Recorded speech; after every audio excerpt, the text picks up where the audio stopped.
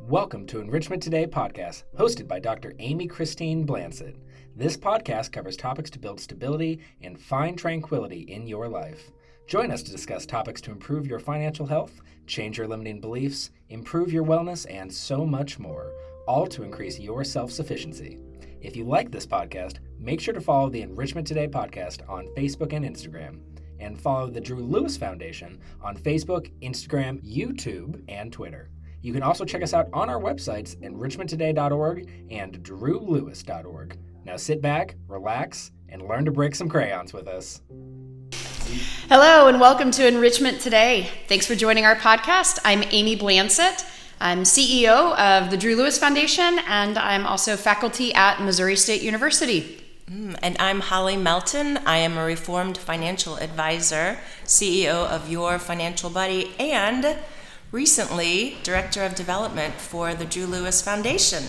So Holly started hanging out with us a bit and said, hey, I have spoken to this individual and they're going to come and they maybe want to donate money. And I said, Holly, you're hired. That's what we need. So, I mean, there was obviously equal opportunity. All of that other stuff went into it, but we definitely nabbed her when we found out she was available.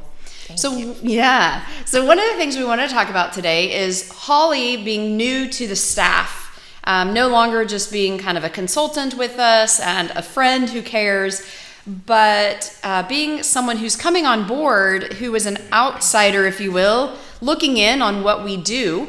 She brought up the idea that maybe there's misconceptions, not maybe, there definitely are misconceptions about the Drew Lewis Foundation and what we do. We're up tucked away in this corner of Springfield that often doesn't get talked about unless it's news about something bad happening.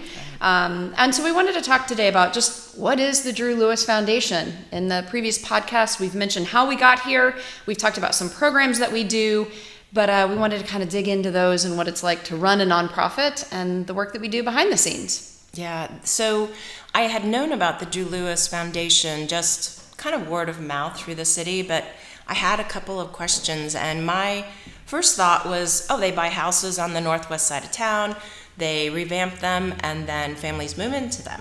And then once I talked with Amy and asked more questions about what I used to call the Northwest Project, but that's not the correct term, it's the Blue House Project.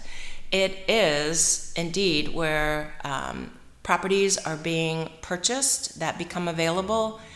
Amy goes in with her team and they renovate, and then they make these homes potential homes for some of our RISE members. And I'll explain in a minute what RISE was because I needed to find out. And it's a great experience because these people are educated on how to budget, how to become financially mindful, and then they are able to qualify for mortgages. They become homeowners. So we're stopping the cycle of poverty with the Blue House Project, and we're giving the community a facelift, right, at the same time. Two definite pros there. But we're doing a lot to build up and stop the stories of our families and how they've always come from poverty, right? They're never going to be homeowners. They're never going to have this particular lifestyle, this dream come to fruition. So I learned a lot about the Blue House Project, and it's a vital, vital program on this side of town that I think our community and surrounding areas really needs to learn more about. That is my big plug. I really want people to call the foundation, talk to Amy, talk to me, talk to any of our staff, find out more about the Blue House Project because it is vital and it is changing the face of the northwest side of Springfield, and we have to do that. There's too many misconceptions that this side of town is just drug houses and police calls and problems, and that is not the story. We have families here. We have people who are well known in the community that used to attend school at the Fairbanks. So these are cool things that I'm discovering, and I want to make sure that we're sharing that with the community. Another misconception we had was the RISE program. And RISE is this spectacular educational format. Which RISE stands for Reaching Thank you. Independence Through Support and Education. And I will say it did start out as the Northwest Project. Okay. And then as we expanded into Aurora, if you've ever been to Aurora, Missouri, there's neither a north nor a west. It's a small community, and so the name didn't fit for them. So credit goes to Aurora for doing some research and thinking about we're lifting families up, and so how do we kind of play on words? So RISE is, it's got a great name. I love that. And I knew that there was the proper acronym expansion for RISE, but it slipped my mind. So I'm very grateful that Amy was here. But my understanding was it was an educational platform of some sort. I really didn't know specifically. Some people do have the misconception that it is faith-based, and we're all about supporting whatever higher power you want to believe in here. But our main format is to educate and support. So we go in and teach people things not just about budgeting. The money side is very, very important, but we also talk about how to set healthy boundaries. What does it mean to be intentional in your action, your why behind your why? Map out your mindset and your thought process so that you are taking intentional steps towards your future and not just letting things happen to you, but making things happen for you. And that, I think, is the biggest part of what I've learned RISE is about. We're really big into goal setting, right? And so we look at individuals who are successful, nationwide, worldwide. And one of the things that we see in many of those individuals is that they set very clear goals and they create intention, and then they identify the steps and they move forward.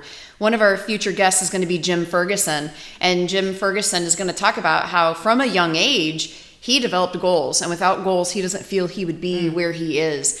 And so knowing that just such a small percent, less than 20% of Americans set goals, which blew my mind because I always kind of did that too without knowing that it was a thing, a system to it. And so, knowing where you want to be, having that vision, finding that why, and then creating the plan to get there is so important. And that's where something as simple as literally setting some goals, putting a vision board together, it really begins to change the path and the decisions you make. But all that support that you talked about behind it is really what goes into our classes. And we have these amazing personal development coaches that work one-on-one with members as they go through.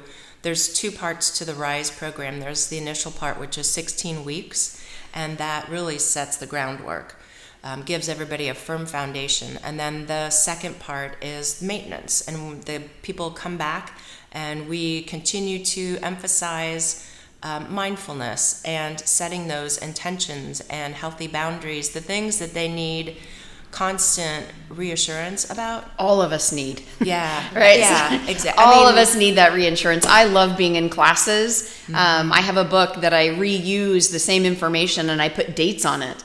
And so just to see those commitments that I made 6 months ago, 3 months ago, and then to redo another class and flip the page and be like, oh, I forgot that I had written that down, and I forgot that I had put that in motion, and I had achieved it, and I forgot to celebrate the achievement because so many times we just are so busy in life that we forget to have accountability partners, celebration when we reach those goals. And so to sit around a table with individuals and see that unfold, and each week them announce what they're doing or what they've done, and to be able to clap and hug, and it's so empowering to be in a room with other individuals who maybe are starting with nothing and taking those first steps forward.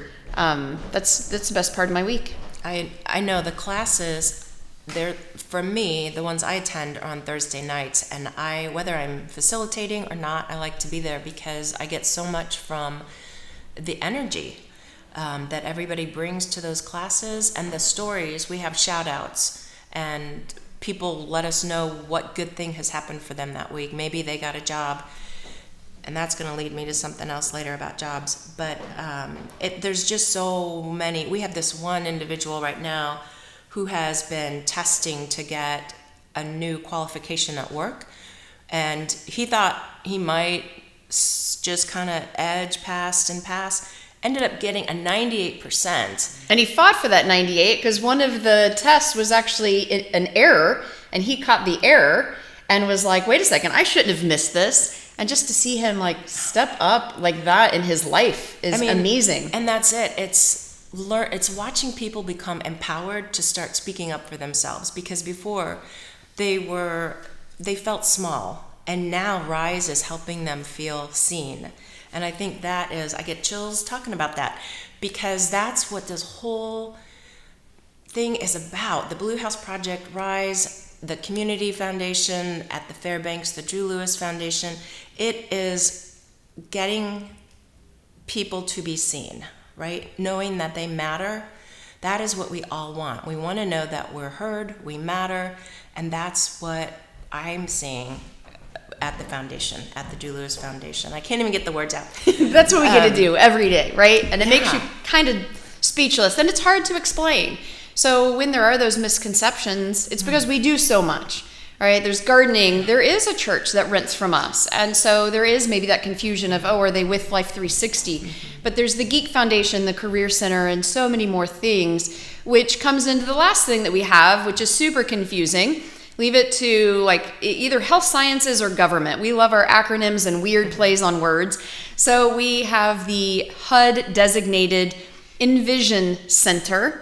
And so the Envision Center is a fancy name for really the idea of what we do here. And it's about collaboration of private, public, and nonprofit dollars and programs that bring together to address social economic issues that are in our community. And so really the idea is much like what we do here in the O'Reilly Center of Hope and the Dream Center, is instead of someone having to go to 10 different places, how do we put an advocate in their corner who really helps them have that voice, see that they have a voice, get the services they need to build that foundation so that they can then do those things on their own. And so I love the Envision Center and what it means, and the idea that these government programs, these private programs, these nonprofits, if we communicate and collaborate, we really can change and build a better foundation so that every American has the opportunity to thrive and like strive for a better life. We have to give individuals those opportunities, if especially it's multi-generational poverty or just the mindset. We talk about mental health being, one of the major issues in our country right now.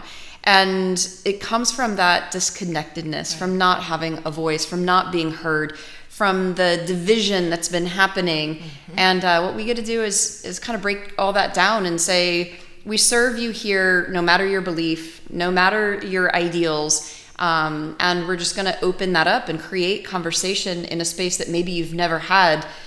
Healthy conversation, but you also have the right to set boundaries of areas that you don't feel comfortable discussing or being engaged in at this time. And that's really what's, very powerful to know that you have that, we call that agency, right? To know that you have that agency and everyone deserves that agency. Mm-hmm. Yeah, I love that.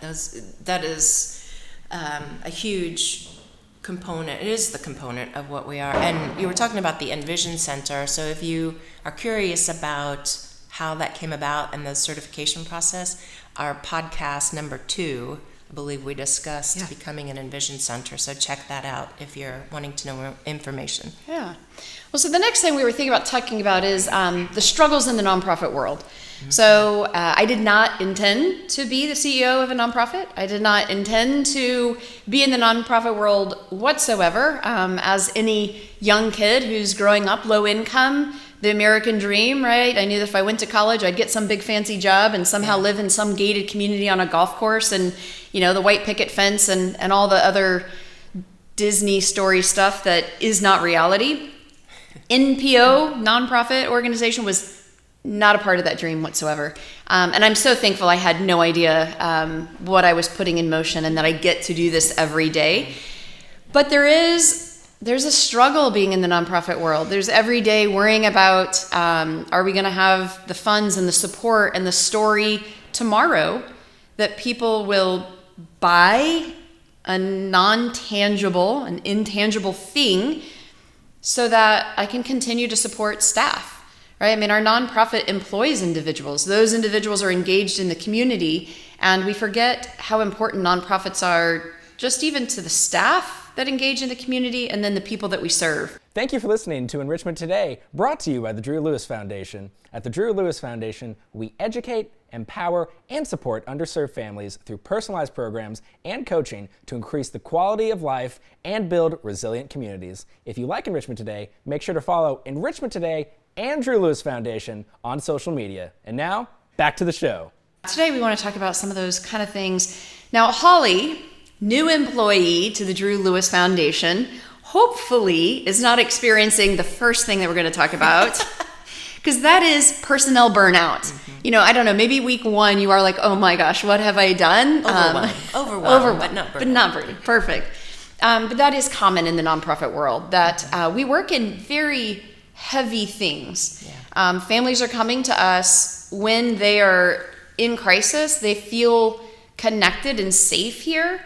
And that heavy work begins to weigh on staff. It begins to weigh on our volunteers and our personnel.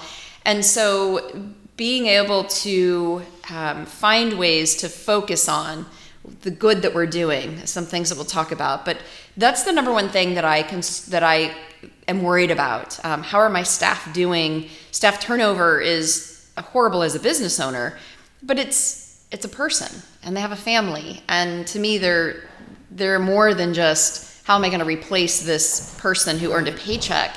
And so making sure we have a happy staff is something I've had to learn to do as a CEO. I gave my staff some funny little sticky notes, and I laid it down on one of them. I laid it on Griffin's desk, and he said, "Oh, what? Did you go to another leadership group? Are you you're giving out presents because someone told you that you're supposed to?" And I was like, I'm not doing a good job as a boss, if that's the joke. But no, doing those things, making staff know that they are thought of and that they are more than a paycheck or the job they do. But that is one of those. We do very heavy work.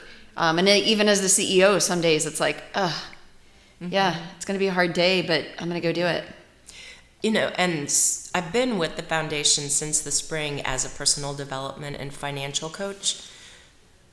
I've been a part of that whole community where we're talking to people every day and hearing about the struggles. And a part of what we do here at the foundation is helping turn those struggles into positives and realities. And yes, this might be happening. However, this is what you've got potential to see happen. Like the story we just told about the young dad that raising 4 kids on his own, went in, did this spectacular job of changing his career potential with his employer. I see the staff here at the foundation, and I have a different perspective because I am new. And I get to see Megan, who is head of personal development, and I get to watch Amy. I get to see Zach, who is marketing, and his enthusiasm for the organization. I get to see Griffin, who is the IT guy who knows way more than most of the world will ever know. Jess, who is the assistant personal development. We have Monica, we have Mindy, who are coaches. These people are so vested in this community that it is, like Amy said, you can't just replace the person and put another body in there. These people are the heart and soul of this community. And it is a tremendous blessing to be a part of this organization. And that's just what I have to put out there. Well, and Drew and Stephanie and the collaborative that we have. I mean, we have an amazing group of individuals who many of them have potential for making larger incomes in the for-profit world, and they choose the idea of service. And so it is, how do we make sure that they're balancing that, giving time off. We've really worked hard to pay more so that we are competitive, because just because you're working for a nonprofit doesn't mean that you yourself should also be living in social economic potential ruin because you don't make a living wage. Yeah. And so we can't preach building a platform for social economic development for our community and not make sure that our staff have that opportunity as well. And so that's our big thing, is making sure that it's heavy work, and we want to make sure that we have competitive incomes as well. I think that's one of the big areas in nonprofit world of why we do have that burnout. If I'm making half of what I should or could be making in my community just because I choose to work for a nonprofit, that's not fair.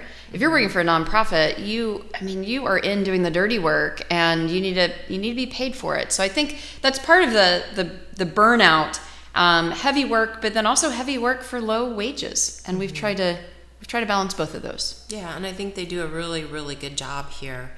But it's important that you understand, the listener understands what we're talking about, and that is the dollars that are invested in this organization through donations. Those dollars come and they stay and they do the work here and in this community. So we are paying our staff to uplift and hold up this entire northwest side of Springfield and surrounding communities, right? The grants, any funding that we receive go a long way towards supporting these programs. Our donors are incredibly important to us, and that's what I'm on the job to do, is to ask for those donor dollars. So I'm putting that out there. But I want to make sure people understand what those dollars go to work and provide. And it's not just the family across the street. When we build a stronger northwest side and a stronger surrounding area with our expanding programs, we build stronger communities, stronger families. We bring tax dollars into this community so that we can support schools and we can support teachers and firefighters and police. We're creating a healthier, wealthier environment. It's not just about, let's buy that house over there and renovate it. We are changing the face of Springfield and some of these other outlying communities. Let's see, you're in El Dorado Springs? Yeah, El Dorado, Eldon, Aurora, Monette, Herman, Salem. We just connected with a group that's 5 counties south of Kansas City. We've connected with a group that's in Colorado. And so we're even looking at expansion, outside of our state. And we did receive state funds that stay in our state that focus on that. But that's where we do have a small fee in order for us to continue that expansion further than just the state. And so that's, another thing is the funding, right? We brought Holly on to tell that story. We have NAP credits.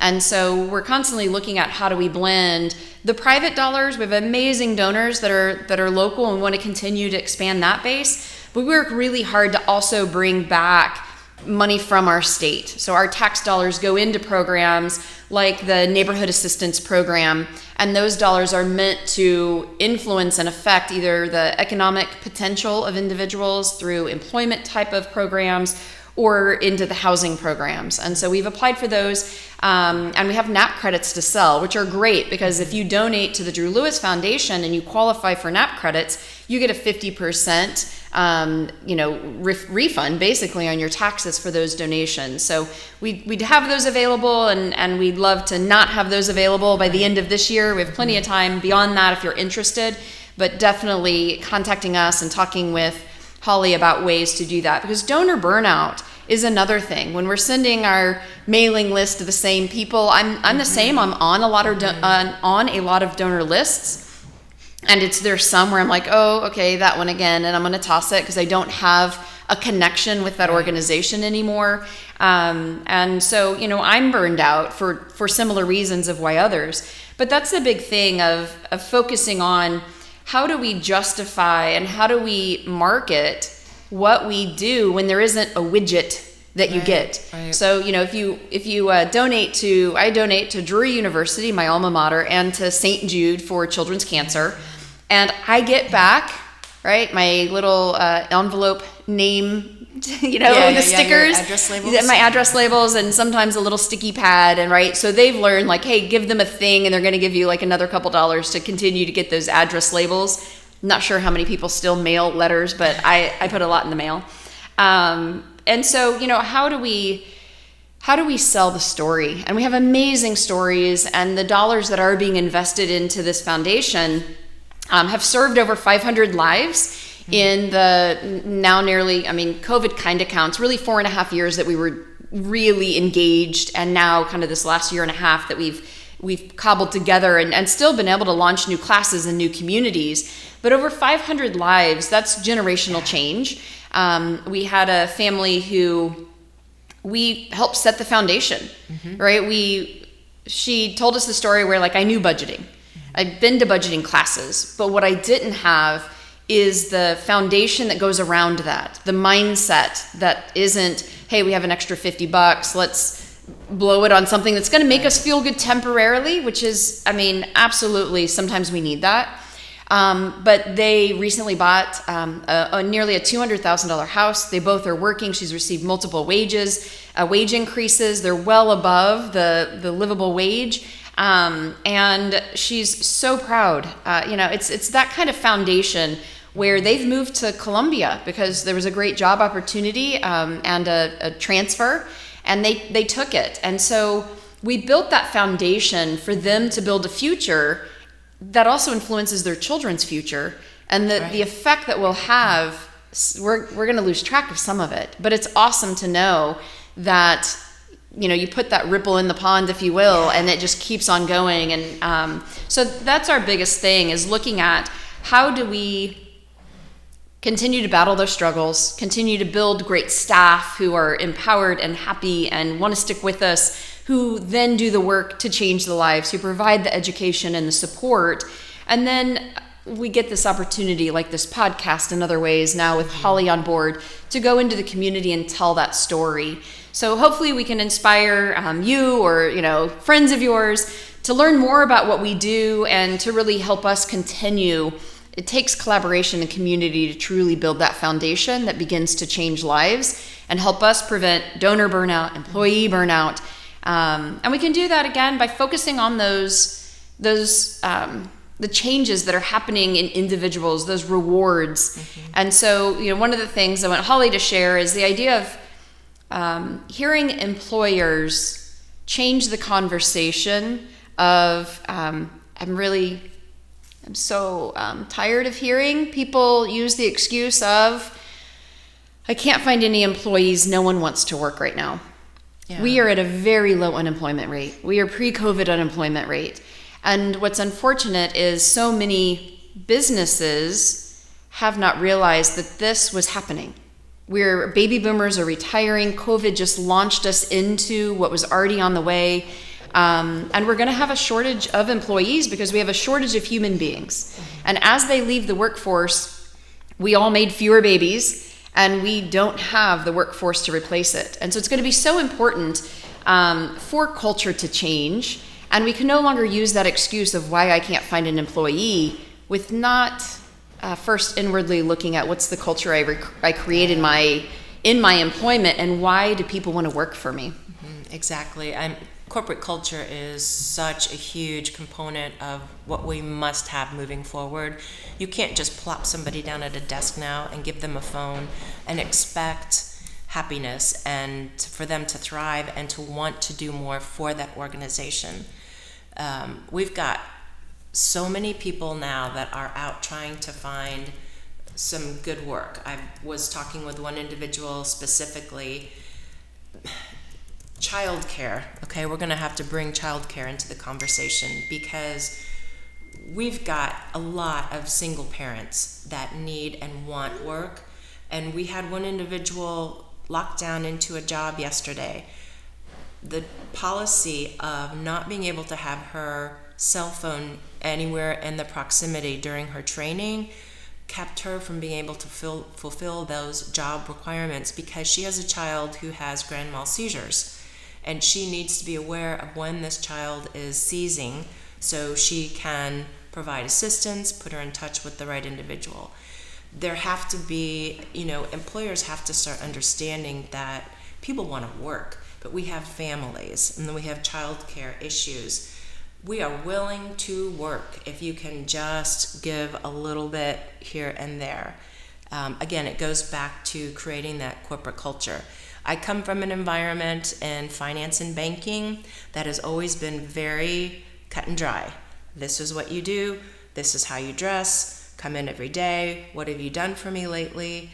I think maybe some of that might be changing with COVID, but it's still, what's the bottom line, right? Instead of who are the people that are working for us, and we need to understand their needs. Again, it goes back to corporate culture.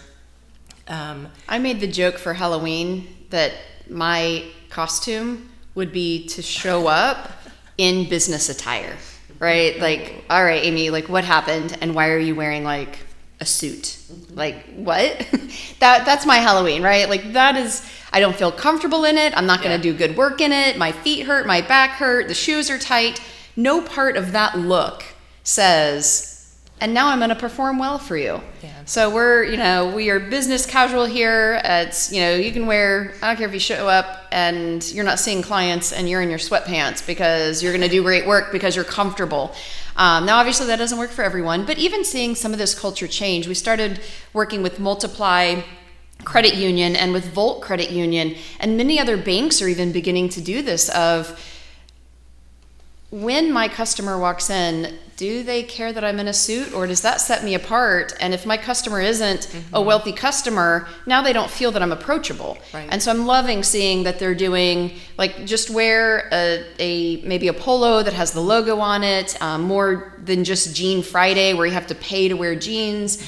And so, really looking into those cultural changes. And so we've got to work on wrapping this up. We could go on and on about these ideas, but our main focus at the Drew Lewis Foundation, we go back to the idea of misconceptions. We do what it takes in order for us to help people increase quality of life. And that is creating that foundation to where they know that they have got economic stability, they know that they've got access to affordable education, these alternative career paths that don't take 4 years, but if they want a 4-year degree, we've got that connection and support as well. We're looking into health and well-being. Holly started adding a kind of a meditation and wellness concept prior to classes, so individuals who are struggling that week just have a place to deep breathe and reconnect. We look at, obviously, neighborhood and built environment. We had an unfortunate situation yesterday where, 2 young men were in an altercation that was fist fighting that turned into somehow a gunfight. Like, how do kids have guns? And so we change that through built environment. We change that by educating what's happening in our community. And we change that by listeners like you and individuals who say, Springfield's my Springfield, all of it. Right. And what can we do to change? And if you don't want to get your hands dirty, then you know what? We'll take your support in other ways. We'll definitely take your funds if that's what it takes. But we've got to really work on building neighborhoods and built environments that create that safety and connectedness. And then the most important part is that social connection. The things that Holly talked about in the beginning of finding your why and having that group of individuals around you that celebrate with you, that help you move forward, that hold you accountable, and teaching those really healthy boundaries of how to develop great supportive relationships. So, again, at the Drew Lewis Foundation, we really focus on engaging with our community, and that community means listeners like you, it means our donors, and it means the families we serve. We provide support, and we can't do that support without, again, the entire community coming together, the great resources, the job opportunities that are out there, and then that foundation that we help lay for families. And ultimately, our goal is then to transform, right? How do we transform not just Grant Beach, not just the lives of the members that we serve, multi-generational, but that creates transformation for everyone in our community and the communities that we're expanding into. And I mean, it's so simple. Like, all you have to do is just care, show some grace, and get together with people who also feel that way. And I like what you said about the ripple effect. The family that moved to Columbia, they're taking the values that they developed through the RISE program with them to a whole nother community, and they're going to share that, and their kids are going to live it. And it's that ripple effect. which I love that whole concept. And you keep saying the foundation, the Drew Lewis Foundation. That is just the best word, foundation, because when you have a firm foundation, everything is strong and can keep building up, right? So that is what we're trying to do for the community so that it can expand through the ripple effect, but give the community that firm foundation so that we can grow and we can improve lives. That's the beauty of the Drew Lewis Foundation. Wonderful way to end today. Holly, I want to thank you for joining me. I want to thank our listeners for tuning in. We'll be having a couple more sessions coming up. We're going to be speaking with the Library Center. We're going to be speaking with Jim Ferguson, a business leader in our community. We've got some great topics, so we hope you listen in next time. Have a great day. Bye.